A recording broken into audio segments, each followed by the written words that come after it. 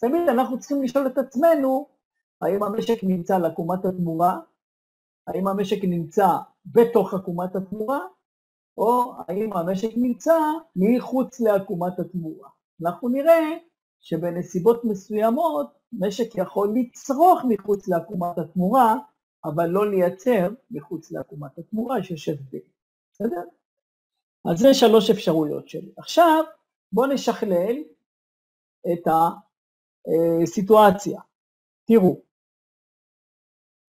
אז היינו במצב התחלתי, אמרנו, זה היה מצב התחלתי, שמשה יכול לייצר 40, אמרנו 12 כפול 2, 24, 12 כפול 4, 48, זה קוקוס, וזה דגים.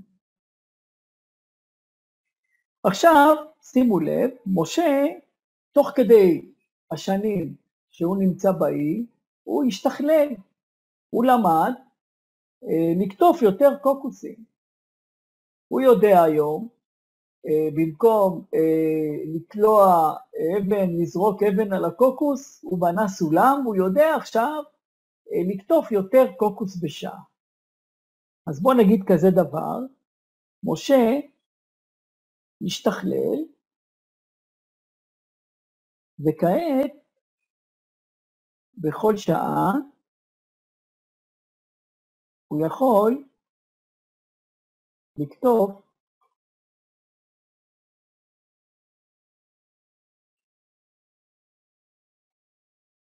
5 קוקוסים ו2 דגים. אז העקומה גדלה, זו עקומה חדשה. ואו 2 דגים. נכון. אז מה יקרה עכשיו לעקומה? שימו לב, אם עכשיו הוא יכול בכל שעה לקטוף 5 קוקוסים, אז כמה המגבלה שלו עכשיו, המקסימום שיכול? 60. 60. אז עכשיו זה יהיה איפשהו פה 60. לעומת זאת, מה קורה עם הדגים? הוא לא משנה את הדגים, נכון? הוא לא משנה את הדגים, זה נשאר אותו דבר, אז שימו לב מה קורה לעקומת התמורה. עקומת התמורה זזה לפה, רואים? כלומר, היא זזה ימינה. היא נשארת אותו דבר בדגים, והיא זזה ימינה. אז מה קרה לו עכשיו? מה קרה למשה שהוא יכול לייצר יותר? איך אנחנו יכולים לתאר את התהליך הזה כלכלית? הגדיל את תחום ההפעלה. כן, אבל איך זה נקרא בצד הכלכלי? זה נקרא שיפור טכנולוגי, אוקיי? אז משה ביצע שיפור טכנולוגי בייצור של מוצר אחד. אז שיפור טכנולוגי בייצור של מוצר אחד, מה עושה לעקומת התמורה? מסיט אותה ימינה, אוקיי? אז על זה אנחנו יכולים להגיד שכאשר המשק יכול לייצר יותר ממוצר אחד, ללא שינוי בכמות גורמי הייצור, שימו לב, לא השתנה לו שעות העבודה, על אותן שעות עבודה הוא עכשיו יכול לייצר יותר, למצב כזה קוראים שיפור טכנולוגי. אז מה יכול לגרום למשק להגדיל את כושר הייצור שלו? שיפור טכנולוגי, אוקיי? אז אם יש לנו שיפור טכנולוגי, המשק יכול לייצר יותר. אוקיי, אז פה זה היה שיפור טכנולוגי בייצור של מוצר אחד. אבל אם היה שיפור טכנולוגי בייצור של 2 מוצרים, מה היה קורה לעקומת התמורה? הייתה גם עולה. הייתה כולה עולה, זזה ימינה, נכון? אז למשל, מצב כזה, אז זה מצב, אם זה היה 24-48, אז עכשיו המצב הזה משקף לנו, נגיד, זה 60, ונגיד 12 כפול 3, זו גורם הייצור, זה השעות שלו, שעות עבודה. אבל מה יכול להיות גם גורם ייצור? יכול להיות מכונות, יכול להיות עובדים, תכף אני אכנס לנקודה הזו. אוקיי? אז שיפור טכנולוגי בייצור שני מוצרים, עקומת התמורה זזה ימינה. אז מתי עקומת התמורה יכולה לזוז ימינה? עקומת התמורה יכולה לזוז ימינה, אם חל שיפור טכנולוגי, אוקיי? במוצר אחד או בשני המוצרים. עכשיו, מה יכול לגרום לכך שעקומת התמורה תזוז ימינה, אם זה לא שיפור טכנולוגי? הגדלת שעות העבודה? מצוין, הגדלת שעות העבודה. אז מה זה, איך אני יכול לקרוא לזה, למצב הזה של הגדלת שעות הייצור? שמה קרה לכושר הייצור שלי? הגדלתי את כושר הייצור. נכון שהגדלתי את כושר הייצור שלי, אוקיי? הגדלת כושר הייצור, אז הגדלת כושר הייצור, הגדלת כושר הייצור מ-12 שעות ל-14 שעות, אוקיי? הגדלת כושר הייצור שנבעה מהגדלת גורם הייצור. תגרום לעקומת התמורה לנוע ימינה. אוקיי? אז זה תיאור של מחסור, איך אנחנו מתארים את בעיית המחסור באמצעות עקומת התמורה, ואיך עקומת התמורה של משק יכולה לזוז, לנוע, אוקיי? אז עכשיו, אם אני לוקח את המשק הישראלי, בואו ניקח את המשק הישראלי. הנה המשק הישראלי. זה המשק הישראלי, עקומת התמורה של המשק הישראלי. מה זה אומר? אם אני לוקח את כל גורמי הייצור של המשק, אוקיי? ואני משתמש בהם, אז נניח שאני קורא לאחד גורם ייצור, לזה אני קורא פה גורם ייצור תעשייתי, ולזה גורם ייצור חקלאי. וזה גורמי הייצור שיש לנו במשק, גורמי ייצור תעשייתיים וגורמי ייצור חקלאיים. ואני רוצה, ואני נמצא על עקומת התמורה של המשק. מה זה אומר שאני נמצא על עקומת התמורה של המשק? מה המשמעות שאני נמצא על עקומת התמורה? שאתה משלב ביניהם? סליחה? שאתה משלב ביניהם? א', שאני משלב ביניהם, ב', זה א', ב', שאתה במצב מקסימלי. נכון מאוד, יפה, שאני במצב מקסימלי יעיל, יפה, אין אבטלה.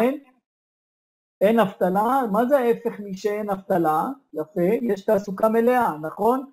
כן. שימו לב, אבטלה, תעסוקה מלאה.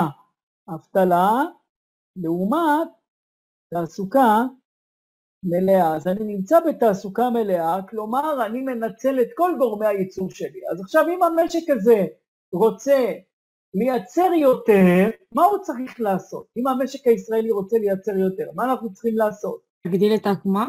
כאילו, אז זה איך תגדיל לי את העקומה? יפה. איך נגדיל את העקומה? בואו תגידו לי איך המשק יכול להגדיל את העקומה שלו. בבקשה, מהחיים. למשל, עולים חדשים מגיעים ארצה, נכון? אז מה קורה לכושר הייצור? גדל. למשל, מגיעים עולים מאוקראינה, עולים מרוסיה עכשיו, נכון? אז הגירה חיובית תגדיל את גורמי הייצור, מצוין. מה עוד יכול להיות? זה מה שקרה בשנות ה-90 שהיה את העליות? נכון מאוד, זה מה שקרה בשנות ה-90, יפה. מה עוד יכול להיות? מה עוד יכול להיות? למשל, שאנחנו מקבלים מענקים מממשלת ארצות הברית, אוקיי? ובמענקים האלה אנחנו קונים משאיות, טרקטורים, נכון? אז אנחנו מגדילים את כושר הייצור. בעקיפין, זה מה שארצות הברית עושה לנו, נותנת לנו במשרד הביטחון, יש לנו מענק שנתי, 3 מיליארד דולר, שאנחנו יכולים לקנות בזה כל מיני מוצרים. המוצרים שאנחנו יכולים לקנות זה למעשה גורמי ייצור שיגדילו לנו את כושר הייצור. ומה אנחנו מובילים? שיפור. הייטק, נכון, מה זה הייטק? שיפור מצב קיים. טכנולוגי, נכון מאוד, שיפורים טכנולוגיים, יפה. אז 2, שיפורים טכנולוגי. במה אנחנו טובים? אנחנו טובים בלהתייעל, בתהליכי ייצור, נכון? אז זה מגדיל לנו את אפשרויות הייצור. אז זה כאילו, איך אנחנו מביאים לידי ביטוי את בעיית המחסור. אבל מה הבעיה? כשיש לך בעיית מחסור, אתה לא יכול לפתור אותה מהיום למחר. אתה לא יכול לפתור אותה בתוך שנה. אז מה, אתה צריך לתכנן. אתה צריך לתכנן איך אתה מגדיל את כושר הייצור, אתה צריך לתכנן איך אתה עושה שיפורים טכנולוגיים. מה עוד יכול להגדיל את כושר הייצור של המשק? למשל תשתיות, נכון? כאילו במקום להיתקע בפקקים, אז יהיו יותר כבישים ורכבות. אז כל הדברים האלה ישפרו את כושר הייצור של המשק. הבנו? אז זה התהליך. עכשיו, במצב הפוך, מתי עקומת התמורה של המשק קטנה? כשמה קורה לכושר הייצור של המשק? קטן. מתי יכול לקרות מצב שכושר ייצור קטן? כשיש קורונה ואיך הוא סוגרת את כל העולם. נכון, יפה מאוד. מה יגרום להקטנה של כושר הייצור? מגפות, מוות. יפה מאוד. מגפות כמו שראינו. דרישה יותר מדי שאין מספיק לספק, שיש דרישה גדולה מדי. לא. דריכה של חברות. כוח עבודה. כן, סגירת מפעלים. יש כוח עבודה שהוא... נכון, סגירת מפעלים, למשל, מעבר לסין, לטורקיה. נכון, אז כושר הייצור קטן, כי יותר זול לעשות את זה שם. 3, מה את אמרת? סליחה, אמרת משהו נכון כוח עבודה, כאילו... נכון מאוד, הגירה שלילית, נגיד שעוזבים את הארץ והולכים לעבוד במקומות אחרים, נכון? זה ההפך. או שיש יותר מדי אוכלוסייה מוחלשת שצריך לקלקל אותה. נכון, אז זה כאילו ההפך משיפור טכנולוגי, נכון? כאילו לאורך זמן, זה כאילו חינוך לקוי ופחות, כל הדברים האלה יכולים לגרום לכך שכושר הייצור, ויש עוד גורם חשוב מאוד, שימו לב, פחת שלא מטופל כראוי. מה זאת אומרת? יש לי כביש, יש לי רכבת, בניתי, ופתאום אחרי שנה אני לא מתחזק את הכביש, אני לא מתחזק את הרכבת, אז מה, יש פחת? כמו שיש פחת במכונית. מה עושה הפחת לכושר הייצור? מעט אותו? מקטין אותו, בהחלט. אז מה אני צריך כל הזמן? לשמר שיש לי השקעה שמחזירה את הפחת. אחרת, כושר הייצור קטן. למשל אמריקה, אחת הבעיות באמריקה היום, כל התשתיות של אמריקה הן תשתיות שלא תוחזקו שנים. כל הקשרים וכל הכבישים, וכדי לתחזק אותם צריך טריליונים של דולרים. ואם לא יעשו את זה, אז מה יקרה לכושר הייצור שלהם? ילך ויקטן. אז הם ניסו עכשיו להעביר תוכנית שלמעשה מנסה לשקם את כל העניין הזה. הבנו? אז זה הרעיון של כושר הייצור שבאמצעות עקומת התמורה.